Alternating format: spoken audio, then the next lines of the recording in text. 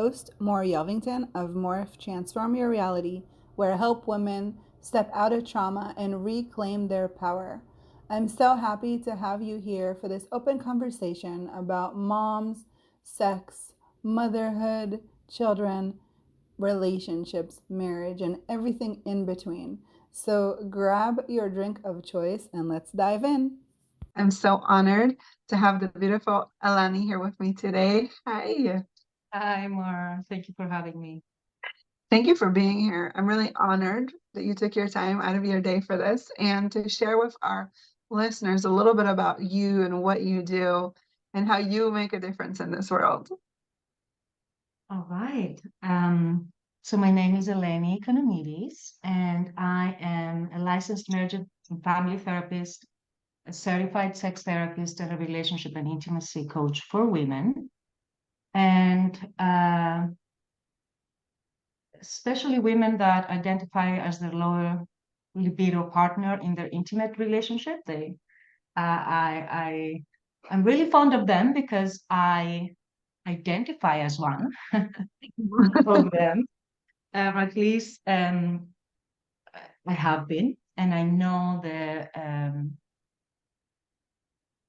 difficult place it can be to be the lower libido partner in an intimate relationship and to experience pressure and anxiety about something that might have started on a very different note. And it might have become stressful in a long-term committed relationship, sort of keeping the sexual intimacy alive. Yeah, I think that's huge. And that's a big part of why we're here right now, right? How can Yeah. we keep that alive? Mhm. I guess how and why, right? Hmm. It's not just the how, but why, because maybe it's not necessary. Right. Maybe, and it is, and I'm saying not everybody wants to, and that's okay, right? If one can make peace with not having sexual intimacy in their lives, and that doesn't cause difficulty in a relationship. But for the ones that do care, because I don't want to assume that everybody should want this, Right. okay? But for the ones that do, uh, I think it's important to know why one wants to do that. Um, what are you thinking about that?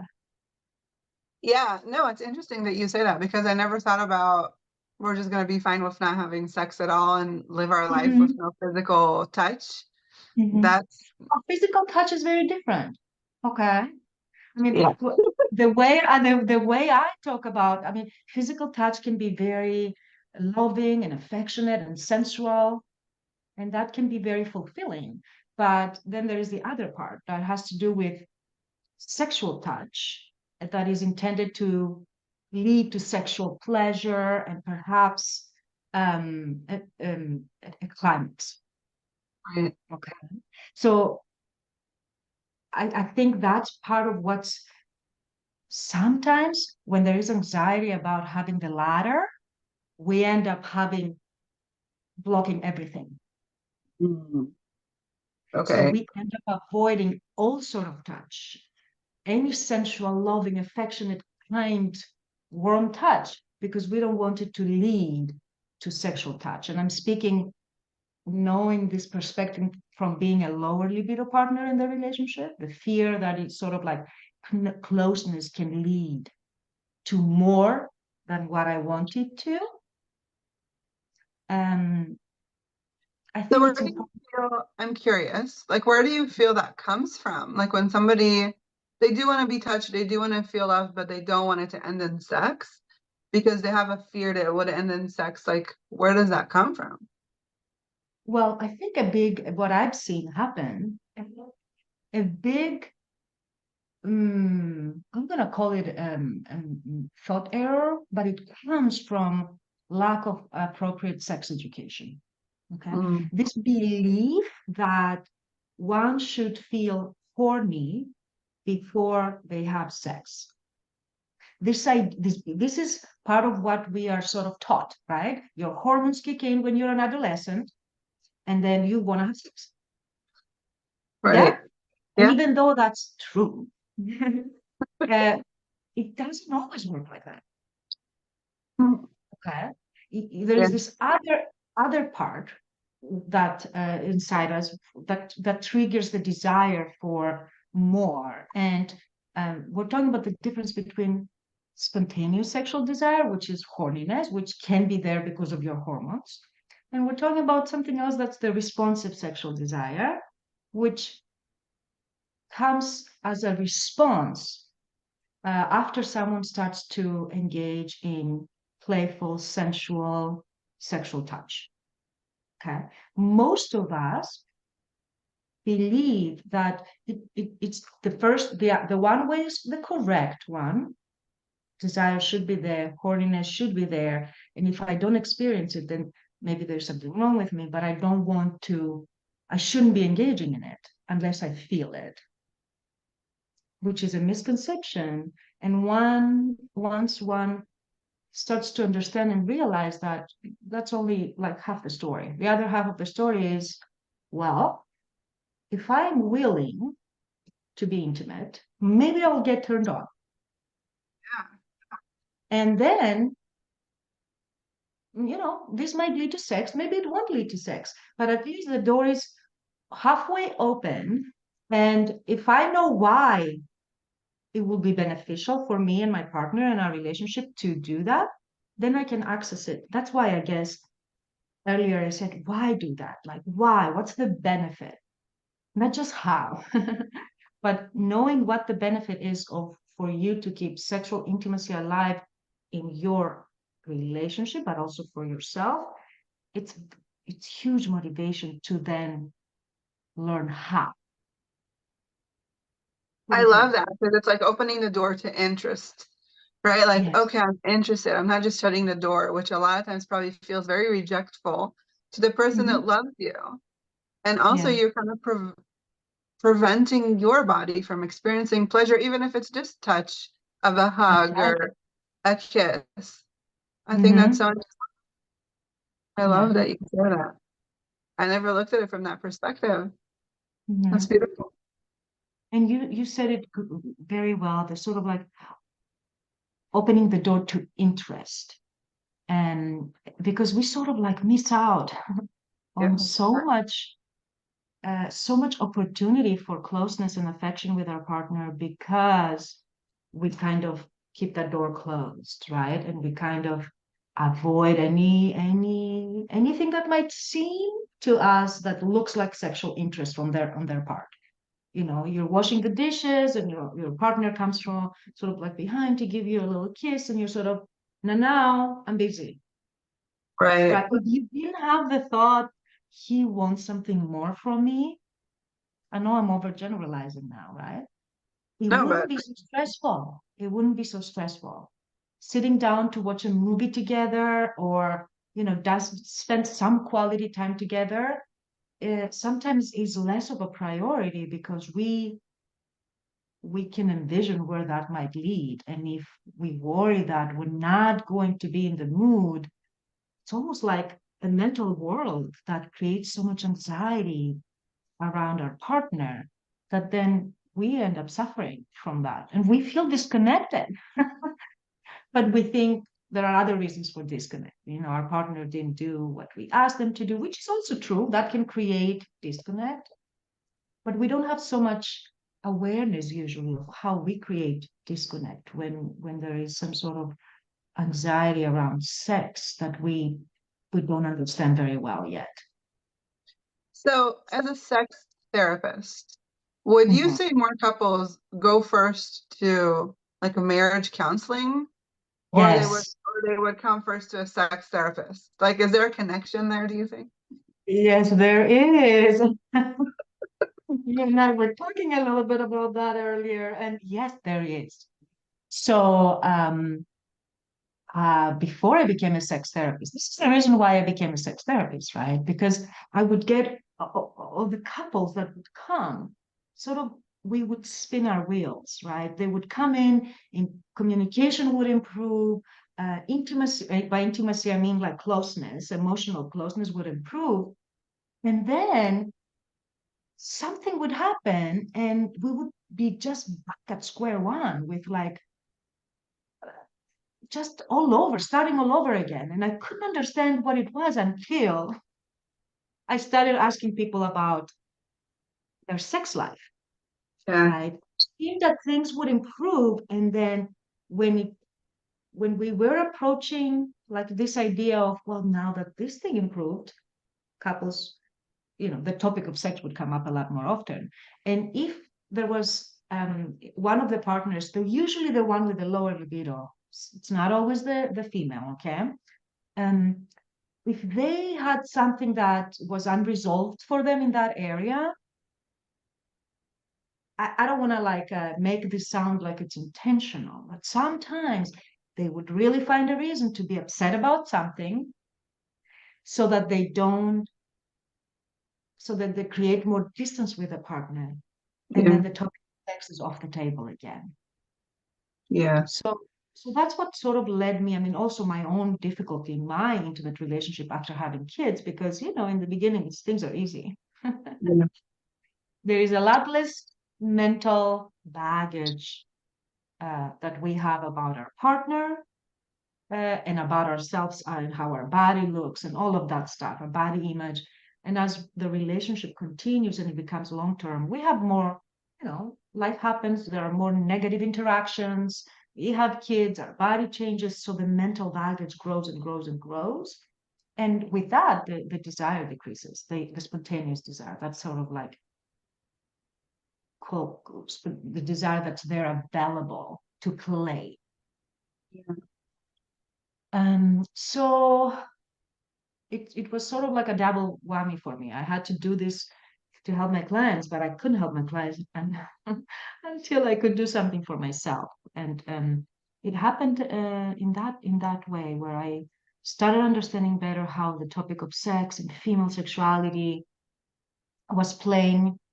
I mean, of course, male sexuality as well, but now we're talking about us. um, how was sort of like the interplay between sex and intimacy and emotional closeness, communication, all of that. And it seems like they go together. Yeah. And in a way, you can't have the one without the other. They work in tandem. Yeah. You know, I work with most of the women that come to me, they have anxiety and depression, and almost 90% of the time it relates to some kind of sexual trauma that they experienced. And so a lot of times when we are young, we don't really think about that. A lot of times we forget, we disconnect. Then when we have a partner, like all this stuff comes up, but we don't have the words, we don't have the experiences, we don't remember, right? Subconscious. So much of what goes on is subconscious, like what you said. So I love when you touch on those points of like, somebody comes to touch you and you're like, wait, like, I don't want this. It's like a, Mhm. a body reaction. And it's Mhm. almost like really coming back to your body and really releasing, healing whatever trauma was was going on there. And when we talk about trauma, it doesn't have to be some crazy, it doesn't have to be what we think of trauma as rape or sexual molestation. It could be a Right. very bad childbirth, right? It could be a very hard pregnancy. It could be maybe having a hard time conceiving. It could be maybe your first sexual experience wasn't traumatic, but it wasn't great. But that was Mhm. what you took. And so your body just remembers all of this. And then when you are in a loving, caring relationship, that's when the stuff comes up because you feel comfortable. And maybe you Mhm. don't have the words, maybe you don't really remember, but you have these emotions, these feelings, and you don't know what's going on. So I think it's so important, like you said, to connect the two together. Because when you choose a partner, and I say this all the time, like, when you choose to get married, it's not because you wanted a roommate. You could have a That's roommate before right. marriage, right? I mean, you could have a best friend. I always joke with my girlfriend, like, if I was a lesbian, I would marry my girlfriend because Mhm. because we just do everything, Uh-huh. right? Yeah. But I wanted a man because I wanted a penis because I wanted to feel that and to Mhm. experience that, right? And so it's like where do we look at that and like, okay, well, we're not, we decided to get married. We love each other. There was that initial love and lust, and it was amazing. Now there's kids in the picture. Now everything is kind of dying down. Okay, how do we keep it going? Right? Like, what can we do to find again that desire? Like you said, long-term relationship, all this stuff is adding up, Yeah, adding up, adding up. What can we do to keep that fire burning, right? Not to end up in the therapy. yeah. So I always start with understanding like there are key things that could lead to loss of desire. Okay, and I'm going to start with the most obvious, which is if there is any kind of pain.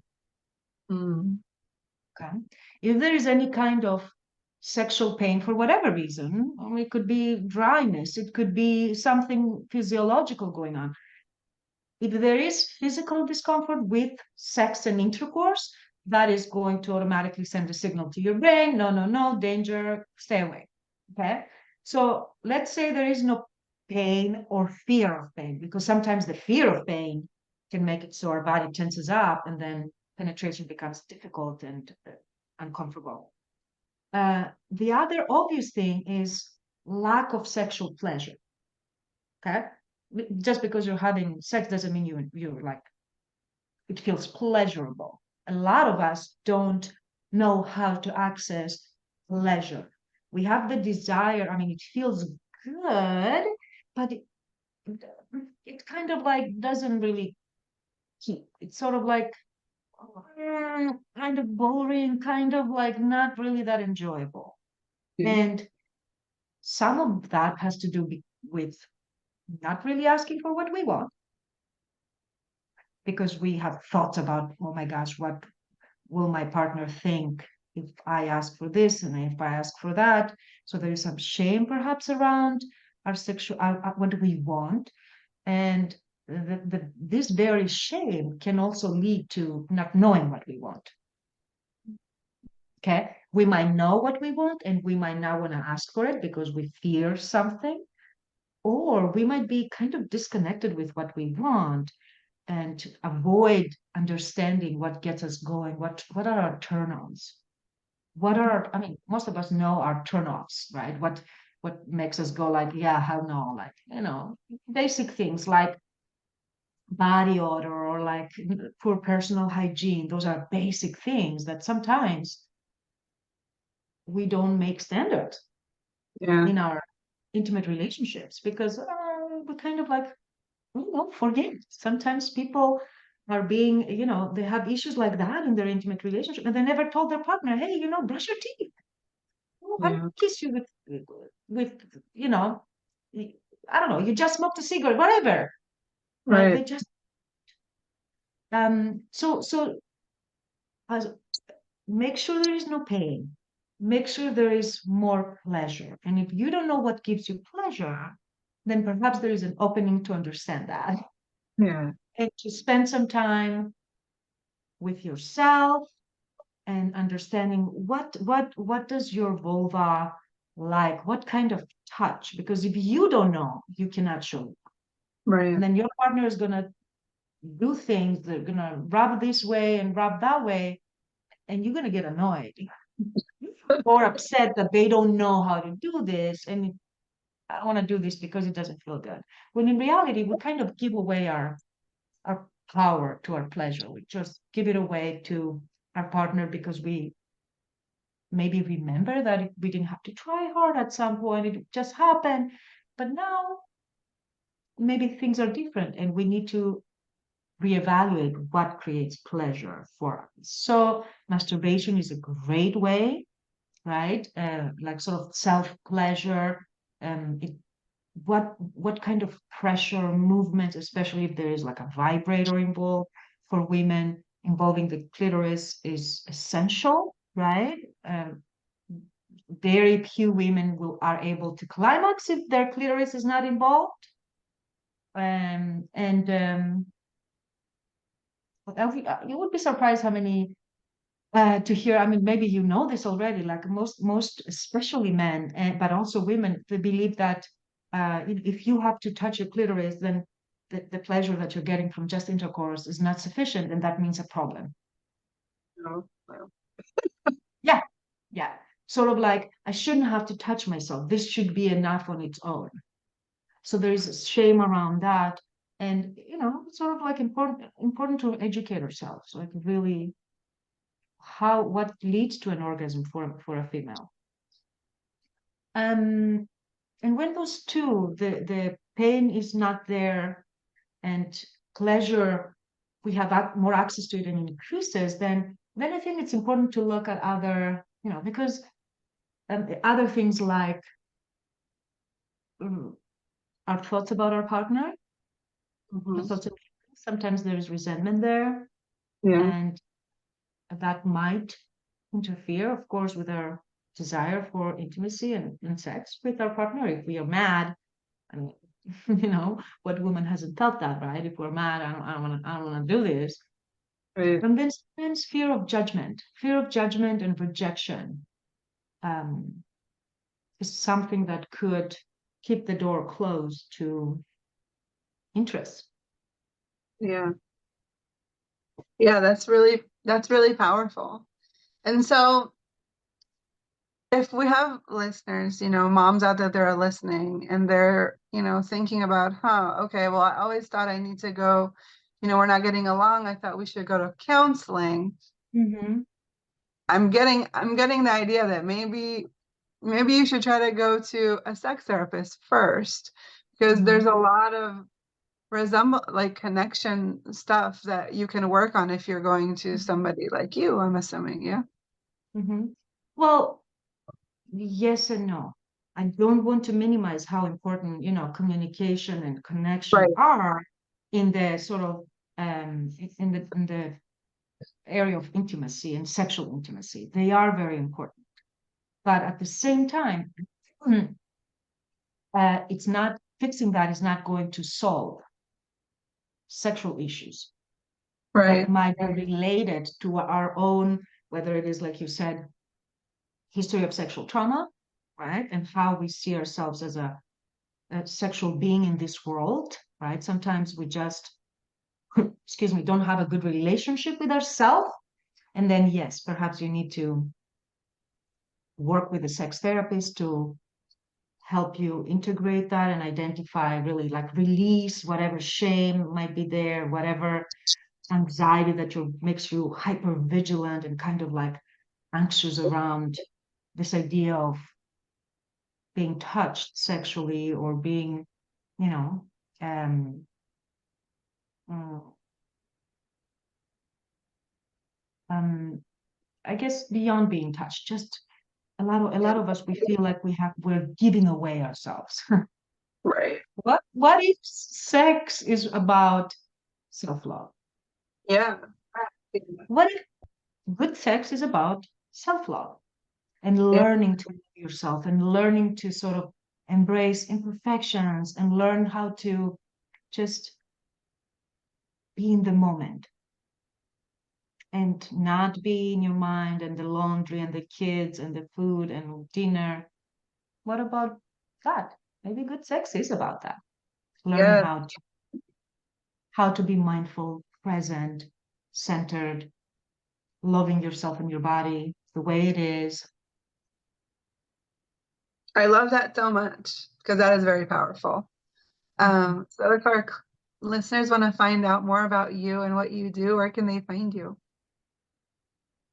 All right. You talk about these topics on Instagram. I'm the libido coach. Oh, I love that. Yes. And the same with Facebook, the libido coach. And I have those two platforms. I do have a small women's group, like a Facebook group, Confidence and Desire Reset. And of course, my website where it's my coaching website. It's newintimacy.com, and the email to, you can schedule a free inquiry call. There's other resources there as well. I offer a free weekly webinar on this topic. It's like an hour long where I sort of go into more depth in all of this. And there's all of that information on my website, newintimacy.com. Wonderful. Well, thank you so much for being here. This was such a pleasure. Thank you for listening to today's episode. If this was a contribution to you, please share, like, love, and comment. I would love to hear from you more, and make sure to follow us on Morph Healing. Have a wonderful rest of your day. And remember, you are here for a reason. I see you. Love, more.